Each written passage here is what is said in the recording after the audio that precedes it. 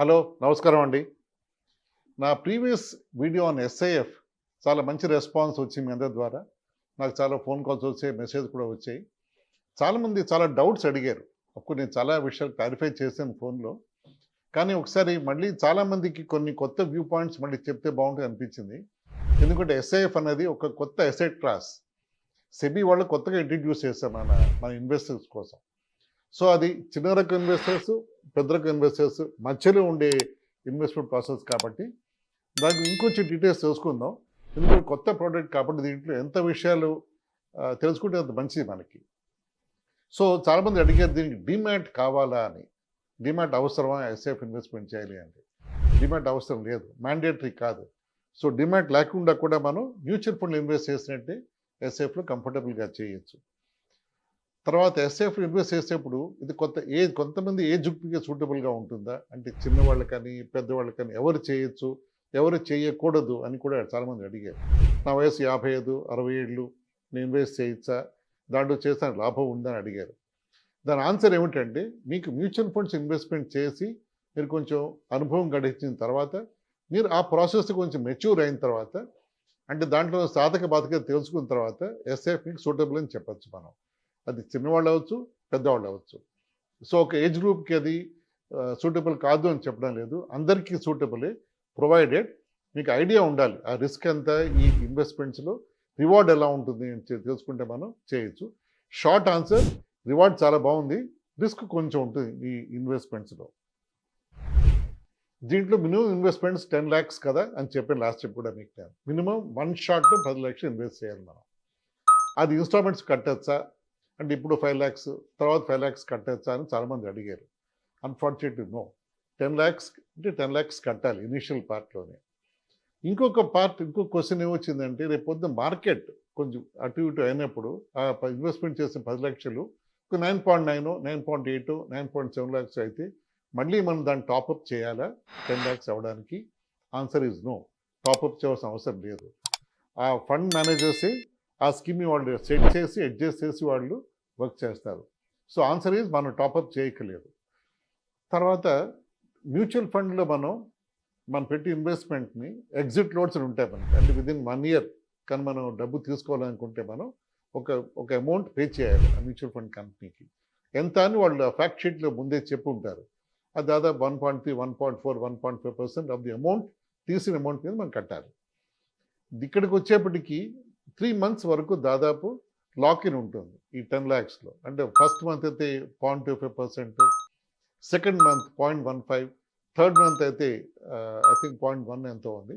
దాని తర్వాత exit load లేదు ఈ మన ఎస్ఐఎఫ్ స్కీమ్స్లో. కానీ ఈ స్కీమ్ బట్టి మారుతూ ఉంటుంది, అది మనం చెక్ చేసుకోవాలి ఇన్వెస్ట్ చేసేప్పుడు.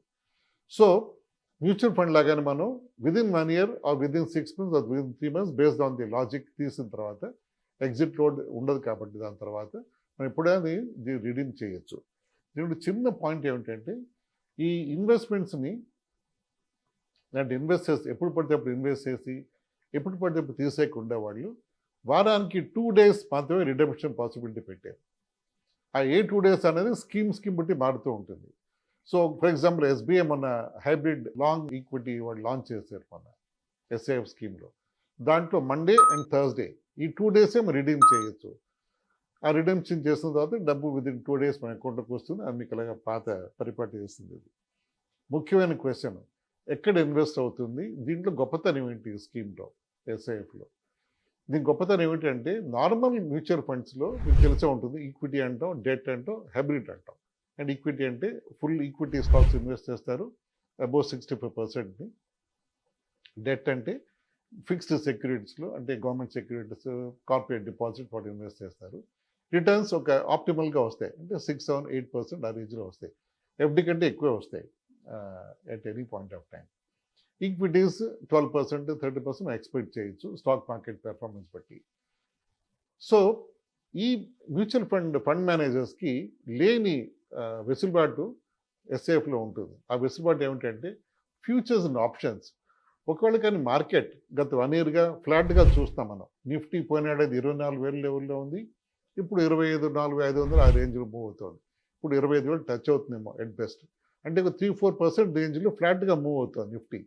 ఒకసారి పడుతోంది, ఒకసారి మళ్ళీ లేస్తోంది, బ్రాడ్గా హారిజాంటల్గా మూవ్ అవుతోంది.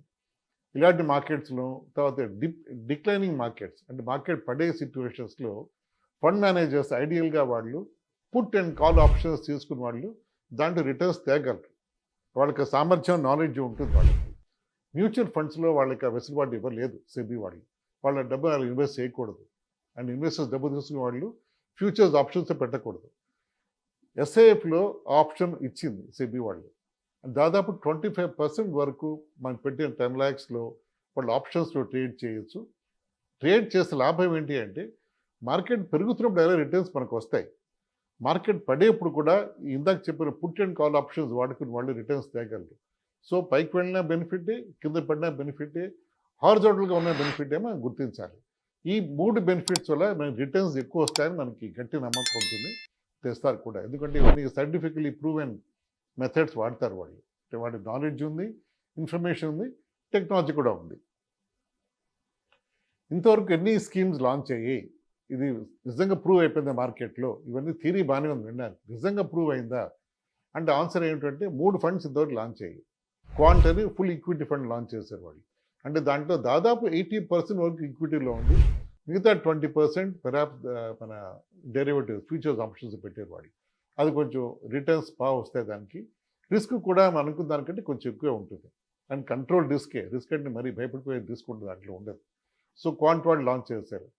Next SBI, state bank of India mutual fund company వాళ్ళు లాంచ్ చేశారు ఎస్బీఐ హైబ్రిడ్ లాంగ్ ఈక్విటీ అని. హైబ్రిడ్ అంటే దాంట్లో వాళ్ళు ఈక్విటీ ఉంది, డెట్ కాంపొనెంట్ ఉంది, అండ్ డెరివేటివ్స్ కూడా దాంట్లో ఉన్నాయి. దాని రిటర్న్స్ వాళ్ళ క్లెయిమ్ ప్రకారం ఒక ఎఫ్డి కంటే, ఒక ఫిక్స్డ్ డిపాజిట్ ఇంట్రెస్ట్ రిటర్న్ కంటే, రేట్ కంటే ఒక 2-3% ఎక్కువ ఎక్స్పెక్ట్ చేయొచ్చు అని వాళ్ళ అంచనా, వాళ్ళ ఎస్టిమేట్ అది. సో యాక్చువల్లీ ఎంత వస్తుందో చూడాలి. అంతకంటే ఎక్కువ వచ్చినా ఆశపడక్కర్లేదు. ఎందుకంటే ఇప్పుడు మార్కెట్ ఫ్లాట్గా ఉంది ఇప్పుడు కరెంట్ టైమ్స్లో. నేను ఇందాక చెప్పిన టెక్నిక్ వాడతారు వాళ్ళు, డెరివేటివ్స్ బట్టి వాళ్ళు. సో రిటర్న్స్ మనకి ఎక్కువ వచ్చే అవకాశం గట్టిగా ఉంది దాంట్లో కూడా. సో ఇవన్నీ ఎందుకు స్పెషల్ మనకి అంటే ఈ డెరివేటివ్స్ వల్ల, ఆ కాంపోనెంట్ వల్ల మనకి మంచి ఆప్షన్స్, మనకి రిటర్న్స్ బాగా దొరుకుతాయి రేట్లో. ఈ మొత్తం ఎస్ఐఎఫ్ కాన్సెప్ట్లో 7 స్కీమ్స్ లాంచ్ చేస్తుంది సెబీ వాళ్ళు. అంటే 7 మెథడ్స్ ఆఫ్ ఇన్వెస్ట్మెంట్ తీసుకోవచ్చు వాళ్ళు. ఫుల్ ఈక్విటీ నుంచి ఫుల్ డెట్ వరకు మనం కన్సిడర్ చేయొచ్చు. మధ్య హైబ్రిడ్ ఉంటుంది, అసెట్ అలొకేషన్ ఒక ఫండ్ ఉంది. అంటే రకరకాల థీమ్స్ బట్టి వాళ్ళు ఇన్వెస్ట్ చేయొచ్చు వాళ్ళు. అన్నింటి అండర్లైన్ ఫ్యాక్ట్ ఏమిటంటే వాళ్ళు smart use of futures options వల్ల మనకి రిటర్న్స్ బాగా వస్తాయి అనుకోవచ్చు మనం. ఇందాక నేను చెప్పినట్టు 10 lakhs కంటే మార్కెట్ అదే ఇన్వెస్ట్మెంట్ డిప్ అయితే మనం డబ్బు దాన్ని టాపప్ చేయక్కర్లేదు. ఇంకోటి మోస్ట్ ఇంపార్టెంట్ ఏమిటంటే మనం ఎలా ఇన్వెస్ట్మెంట్ ట్రాక్ చేయొచ్చు అంటే, మనం ఇన్వెస్ట్ చేసాం, ఎక్కడికి మనకి చేసే ఇన్వెస్ట్మెంట్ ఎలా కనిపిస్తుంది మనకి, మన మ్యూచువల్ ఫండ్స్ లానే దీనికి కూడా మనకి 24/7 ట్రాక్ చేసుకోవచ్చు. రిపోర్ట్స్ మనకి టైంకి ఇవ్వడం జరుగుతుంది. సో దేర్ఫోర్ మన ఇన్వెస్ట్మెంట్స్ మనకే ఫుల్ కంట్రోల్ ఉంటుంది దాంట్లో మనం. అండ్ రిడెంప్షన్స్ గురించి, మీరు 10 లక్షలు పెట్టారు, లక్కీగా 1-2 years తర్వాత 20% పెరిగింది అనుకుందాం పని. అంటే 10 lakhs కాస్త 12 lakhs 13 lakhs అయింది. మీరు 2 lakhs 3 lakhs 10 lakhs పైన అది రిడీమ్ చేయొచ్చు ఎప్పుడైనా సరే. అంటే అవి రిడీమ్ చేసేప్పుడు 10 lakhs అట్టే పెట్టాలి, 10 lakhs మినిమం ఉండాలి. దాని పైన వచ్చిన అమౌంట్ మనం రిడీమ్ చేయొచ్చు, subject to taxation. Next taxation అన్నా కదా, దాని విషయం చెప్తాను. దీనికి ట్యాక్సేషన్ బై అండ్ లార్జ్ చాలా స్కీమ్స్కి ఈక్విటీ ట్యాక్సేషన్ అప్లై అవుతుంది. అండ్ ఈక్విటీ ఫండ్స్లో ఉన్నప్పుడు అంటే లాంగ్ టర్మ్ క్యాపిటల్ గెయిన్స్ అంటాం కదా, అది 12.5% అబోవ్ ఆఫ్టర్ 1 year అయితే ఉంటుంది. ఫుల్ డెట్ బేస్డ్ అయితే దానికి వేరే ట్యాక్సేషన్ అప్లై అవుతుంది as per debt taxation norms ప్రకారం. సో అన్ని విధాలు చూసుకుంటే సెబీ వాళ్ళు అనుకున్న వాళ్ళ గైడ్లైన్స్ ప్రకారం ఒక చిన్న తరహా ఇన్వెస్టరు, పెద్ద హెచ్ఎన్ ఇన్వెస్టర్ మధ్యలో ఉండే, అంటే మీలో చాలామంది ఈ పాటికి ఒక మీడియం లెవెల్కి వచ్చే ఉంటారు, అలాంటి వాళ్ళకి ఐడియల్ ఇన్వెస్ట్మెంట్ ఎస్ఐఎఫ్.